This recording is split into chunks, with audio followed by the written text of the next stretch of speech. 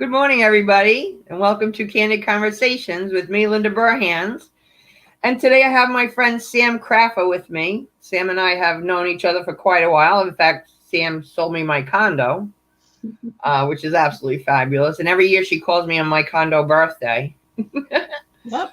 Um, but Sam has been through quite a few challenges in recent years and a while back also. And I always admire her faith and her poise and her, I think, transparency and everything that she was going through. Because when you go through situations like that in your life, either it makes you stronger or it can totally knock you down. So, Sam, tell our listeners first a little bit about yourself, and then let's talk about the journeys. So I've lived in Florida here since 1980. So my kids are native Floridians. You don't run into too many native Floridians. Yeah, Um, my grandchildren too. They're all barefoot. as you mentioned, I'm a realtor. I've been doing that for 22 years here in the Seminole, Pinellas County area, and I also have a second business called Healthy Solutions. I'm a registered nurse, and I represent a company that manufactures products that are toxic free. And plant-based that are they're very affordable and very, very good quality products. Yeah. So I have a daughter that just got married recently in October, and I'm now going to be a grandmother in September. So thrilled to pieces, and then I have an adult son that is still at home with me, but I'm grateful under the circumstances. So Yeah. Yeah. And like we said earlier before we started this, you and I were chatting. You didn't even know if you would ever see that in your life. I didn't. I'm a cancer survivor. It'll be 10 years, April 15th of this year. Um, thank God, because as a registered nurse, people would ask me, so, does it make it easier for you being a cancer patient because you're a nurse? And I said, not really. And if anything, it can be a little worse because all Yeah, the you things that know too could go much. wrong. Yeah, all the things that can go wrong. So and it doesn't matter that I'm a nurse. When the doctor said to me, he looked me in the eye and said, you have cancer, it didn't matter. It didn't change anything. Right. um, it didn't make it any easier. um, so I was diagnosed with stage 3 breast cancer, and I went through the whole gamut of um, chemotherapy. I had 8 rounds of chemotherapy. I had a mastectomy. I had reconstructive surgery. I had radiation. I had like 23 or 24 sessions of radiation. Um, And and over what period of time was that? it was it was over a year's time. But all of that in a Yeah. year. It was one thing, after it was just kind of one thing after another. And you can kind of look at this in two different ways. You can say, oh, poor me, and why me? But it was like, well, why not me? Who am I to be I should be excluded? untouched.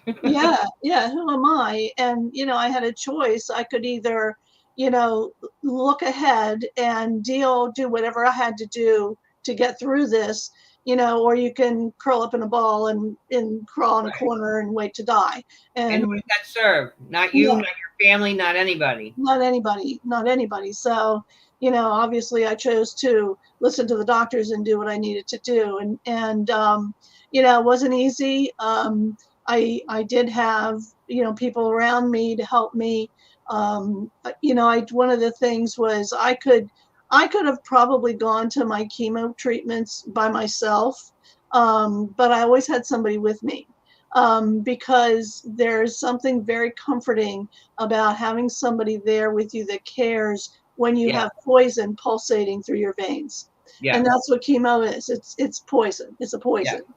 Um, but luckily, I came out on the other side, and uh, like I said, it's going to be 10 years now, and I finally feel like I can take a break. And once you're a cancer patient, always a cancer patient.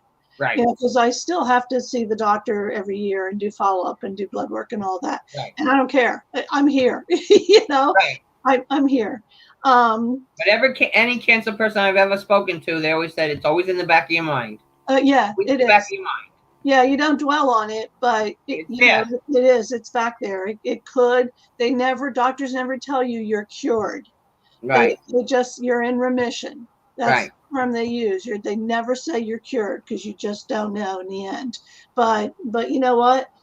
Every day is a gift. Every single day is a gift, and I don't take any day for granted. And so grateful for that I woke up with a breath and a pulse, and anything else that happens that might go wrong that day is irrelevant. It just doesn't matter. Your faith really played a big role in this too. It's not just about chemo and all that. Right. I am the Greek Orthodox is my faith, and I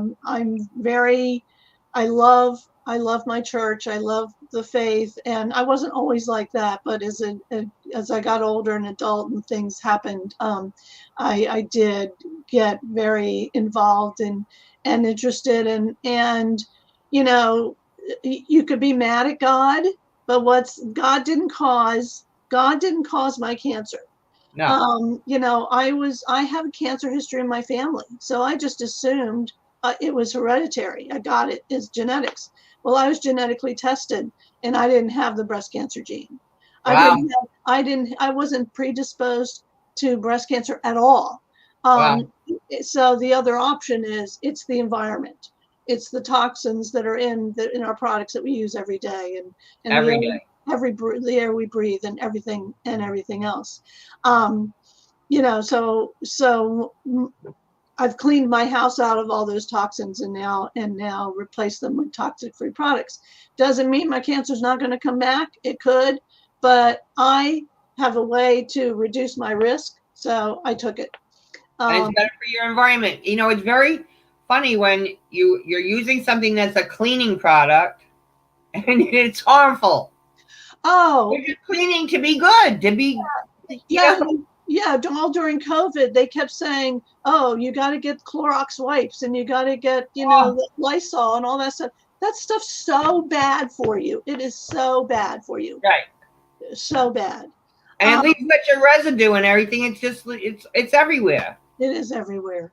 It's amazing. The standards, the governmental standards here in the United States are quite low, actually, compared to other countries. You'd really be surprised what they allow in your products if you took the time to do some research. Yeah, it's crazy. So then, a couple of years ago, my husband, we've been married 37 years, and he was complaining about stomach. He had been let go. Let me start with that. He had been let go from his job for 20 years due to downsizing. And 3 months later, basically, he was diagnosed with stage 4 colon cancer.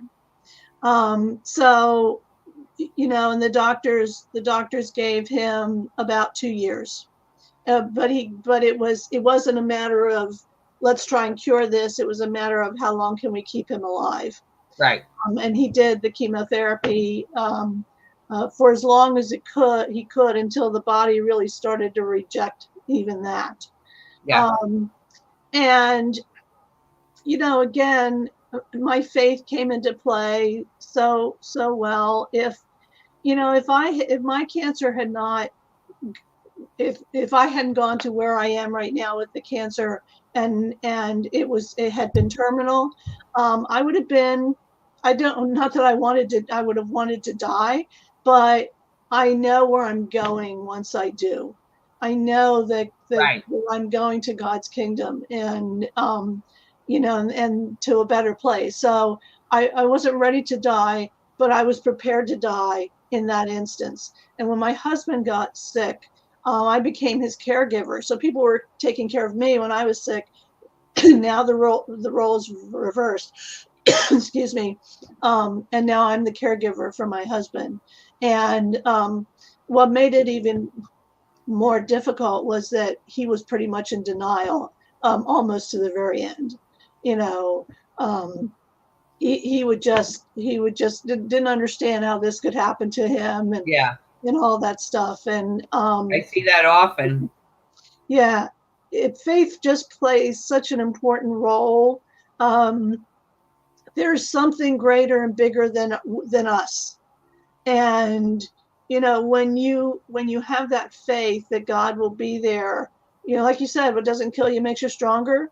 That he holds you up, he gives you that strength, he helps you to do what you need to do at that time.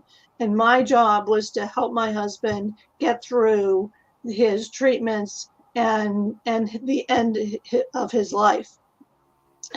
And And you know have what? that ability to be with him. Some people don't have that ability that they get to spend all Yeah. that end of time together. That's a big deal. Yeah, I had 2 years to prepare for his death, and people now say, "Wow, you've just seemed to manage it so very well." Well, I had 2 years to think about it. I had 2 years. Trust me, I did my share of crying I'm sure. um, over that 2 year period. It was not easy. It was, and I'm trying to run two businesses at the same time, and being caregiver, and then doing all the things that he did when he could, but now he can't. So now I had to Right. pick up that slack too. Um, But you also had the time for the conversations. You yes, also had time to pray together. Some people don't have that opportunity. right. We had that time. I mean, I know a number of people that were diagnosed with cancer that 2 weeks later they were gone. Yeah. Just like that. We had that time. My adult children had that time to prepare. Um, it was still hard when it happened, but he was home. He was home when it happened, and we were as prepared as we could at the time, and you just keep going. And now, we've been through the whole estate deal, and going through his things and all that. And as harsh as it sounds, sometimes life goes on, Yeah. you know, life, life goes on. I wish it had turned out differently. You know, Right. I so wish it had turned out differently, but it didn't. And for me to just kind of wallow in self pity because now my husband's gone, and it serves no purpose. Right. I still have a life to live. I still have a purpose. Even though my children are adults, they still need me. Yes. And And your grandchild will. and my grandchild will, yes. And it's just so important. His faith is just so important. I don't know what I would do. I think I would have handled this completely different if I hadn't Oh had yeah. that faith. Well, I see that every day in caregivers. That most of them have faith, thank you God, but and the few that don't suffer, really suffer, Yeah. because they're it's something that's so out of your control. Yes. Oh, absolutely. It is out of your control. You have no control over Yeah. this. You can't stop it. You can't make them better. You can't, Right. do anything. You just try, and it's comfort measures. You try and, be supportive, you know, So what would you do like one some morning when you wake up and you're at your like wits end, or you had that crying jag? How did you um, handle that? I just let it happen. I just let myself cry. It's a normal thing to do. You're sad, you're upset, it's difficult. And even now, it'll be almost 2 years. It'll be 2 years on May 10th. He died one day short of his 65th birthday, the day before his birthday. Um, so somebody will say something, or I'll get into a conversation with them about my husband, and all of a sudden I just start getting emotional. Like I Yeah. can feel it. I can feel it coming on, you know. But and it's going to happen. And that's okay, because it'll be 2 years for me in October with my husband, yeah, and I still go through things. And you know what I say to people? When you love hard, you hurt hard, and I wouldn't have it any other way. yeah. Oh yeah, absolutely. I mean, we were by the time he passed, we were married, 38 years. I mean, Yeah, had two children together, been through we grew great up together. great times, bad times, everything, Exactly. and you just, Well, no one will ever know you as intimately or anything, or know as much about you as he yeah, that's right. ever. That's how Yeah, I feel. So it's like a different chapter. It's a different thing now. It's a yeah. and now you have an opportunity to try to help other people in ways through this, and just maybe ways to not have this happen. Well, and that, yes, and that's kind of my I love doing real estate, but that's a means for me to make a living. But I'm really passionate about my healthy solutions business, and about, I don't sell products, but I tell people about the products and tell them about the company, and they can get the products online. It's a shopping club. um, and tell and show them, I educate them on the toxic products they're using. So they understand, because they really don't know. They have no Yeah. clue. They just assume that if it's on the shelf in the grocery store, it must be okay to use. Well, I have to tell you, I use all of those products. And one time I was at a networking meeting, and a person came in, and the person had a container of Cascade dishwasher stuff and a container of your product. Yeah. And they took like 6 pieces of tin foil piled up, and they poured the Cascade on it, and it burned a hole right through it. And I Well, thought, I'm using that on my dishes? yeah. And that day, I really started paying attention. Yeah. Because what would you think? Cascade? Oh, it's fabulous. All right. They use it to clean bird. Don't they use it to clean birds or something? I think that's the Well, shit. that's Dawn. Oh, But that's gone. That's not even good either. but I was wondering, like, how come it seemed like the finish was coming off my dishes? Yeah. Surprise. Right. Surprise. Yeah. Yeah. So I don't think people really realize what's going on and what's around them, and how much poison there is. Yeah, there isn't. Like, they have bleach. I bet everybody on your block has bleach in their house, and that's the most toxic thing you can have in your house. And Yeah. that's what they were telling you during COVID to use to clean your house with. And I'm like, no, Yeah. no, no. So, If people are interested in your products and your information, where can they find you? well, they can call me, and my cell phone. I don't mind giving out my cell phone. It's out Okay. there for real estate. So Yeah. it's 727-409-0686. 727-409-0686. I'd be happy to get with them, either in person, or I can talk to them over Zoom if they're still kind of not comfortable being out in Right. public because of COVID and all. Even though things are getting better, I can show. I don't push. Like I said, I don't sell products, so I'm not a pushy person. I give you Right. the information. I tell you about the You company, educate them. and how you can and how you can get the products. If you see the value, I can help you open an account with them, and teach you how to shop. I know that sounds kind of crazy. I know how to shop. Well, you don't know how to shop with this company, so I teach you how to shop with them, Yeah. and all the other benefits that comes with them. So for people that are listening today that just got a diagnosis, what do you say to them? I say to them, I guess it depends on the situation. If it's terminal, um, if it's a terminal diagnosis, I would probably talk more to the caregiver than to the person themselves. But if it's the patient that I'm talking to, I just say, okay, well, you can do one of two things here. You can wait to die, or you can take whatever time you have left in whatever quality of life you have left, and live it to the fullest. Yeah. Live it to the fullest.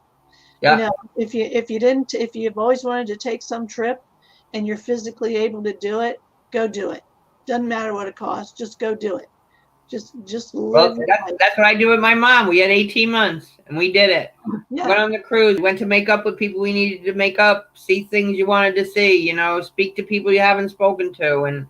spend Uh, that precious time with family. If you and have it was a family, glorious time. yeah, yeah, spend that precious time with family. If it's somebody that's, maybe at one of the lower stages, stage like I was stage 3, I would say to them, you can do this. It's daunting. It's scary. I get it. But you can do this. You can get through this. There is light at the end of the tunnel. Surround yourself with people that love you and care about you. And if they offer to help you, take it. Don't say, no, I'm fine. I'm fine. I don't need any help. No, I don't need anybody to take me to my doctor Anything right. appointment. Just let them. It's not only going to be better for you, you're helping them at the same time, because they're doing something for you, and that makes them They feel want to. They want, yeah. I had this company on my radio show a couple of weeks ago, and they're going to be part of my next conference. And they have a new app, and it's called Circle of, and it's a free app. So you can set up like a circle of your friends and family and everything, and then you can go on and post. I could use some help with laundry, or I could use somebody to mow my lawn. So you're not directly asking; you're kind of like just posting, because it's hard for people to ask. Right. But I would love it if I was on the app. I go, bang, I'll be there Wednesday at 2:00 to do the laundry, because I Yeah. wanted to help, but I don't know how. Right. Exactly. Exactly. And yes, yeah, if you offer to help, make sure you do it. Yeah, Don't just offer and then say, "Oh, I can't do that," or right. if the day's not a good day for you, maybe you can do it. Maybe you're available another day, but do it. Yeah. And I'll say too, if you're a neighbor or a friend and you just don't know what to do, just make some food and bring it over. Just go over and spend a little time. Just bring over, just let the person know you're thinking about them. Yeah, cancer patients, especially in my situation where I had family, I was most grateful for, I never really got sick like a lot of people do. But I didn't have much of an appetite, so feeding me wasn't an issue. Right, But feeding the family, that was it, when somebody would bring enough food, you know, for the whole family. Don't bring the food for me. I'm not right, the one that exactly. needs it. Yeah, I'm not the one that needs it. Right, Go to Boston Market and get a family size meal and drop it off for somebody, or make them something, or yeah, that sort of thing. And that gave me so much relief, knowing that, my family would make dinner, but I have always made dinner. I was always exactly. the one to make dinner, and knowing that somebody had dropped off dinner from my family was like, oh, I don't have to think about that. It's just Well, one plus, less plus thing. your family's stressed, and it's nice to see that people care, and it's nice for your family to see that people care. And Yeah, yeah. I mean, you could say, well, how come the family can't make dinner? Well, they can, but they're going through this with me. They're yeah, they're having a hard time, with me too. So somebody I know was really sick for it's been for about a year now. And she said to me, I would take this sickness all over again just because I got to see how many people love me. yeah, you really kind of find out who your friends are, when something like that. I mean, as stupid as it sounds, I had people that would treat me like I was contagious, Yep. and it was like, cancer isn't contagious. You can't catch it from somebody. Yeah. I had lost my hair. At one point, when I knew I was going to lose my hair, I just went to a salon, had them shave it off. Yep. Because I went through Moffitt Cancer Center, and they actually have a salon in the hospital there that they'll do that for you. They still leave. They do like a crew cut kind of thing, because they don't want to cut your skin because you can get infection when you're on Yeah. chemo. But I had people criticize me because I refused to wear a wig, and I refused to wear something on my head. I would if I was cold, but I refused to do that. It doesn't change anything. No. Wearing a wig doesn't make the cancer go Make it away. better. Right. Yeah, it doesn't make it better, doesn't make it go away. Covering my bald head it doesn't help me any, Right. so what do you care? Why are you Exactly. criticizing me? And I even actually had a past cancer patient, breast cancer patient was one of them that did. That really, Wow. yeah. And I was like, really? Yeah. So you just do your thing and don't worry about what other people think, and surround yourself with people that truly care. And And I'm telling you, and if you're somebody that's listening to this and you know somebody that has an issue or whatever, you don't have to get into a big explanation about anything.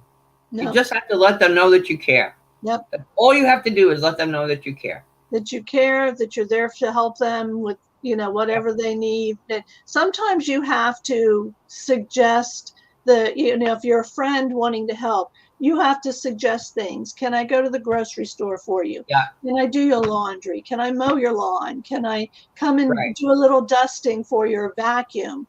Right. Because the patient will, we don't like to ask too much for help, and oh no, I'm okay, I'm okay. No, you need to just, and if the patient resists, just say, well, let me just come over and spend some time with you, or let Yeah. me take you to your appointment. We'll just be able to spend some time together that way. Right. Make it about you and not them, and they may be more willing to accept the help. Well, one of my caregivers told me when she became ill, she said the best thing was when her neighbors all chipped in and just took her kids to school, drove them home from school, took them to their school activities they had to go to. If they needed new stuff for soccer, the neighbors went and picked it up. She said, and that made her whole journey so much better. Oh, absolutely. You Yeah. know, Yeah, so those because are the kind of things people can do easily. right, easily. Yeah. Yes, for sure. Well, thank you so much for being with me, my friend, today. I so enjoy, and I honor you, and you always have such grace and faith, and that means a lot to me. Well, thank you. Thank you for having me. It was fun. It was All good. right, I like talking about my faith. So good. We'll talk soon. Have a delicious day. you too. Bye bye. Bye.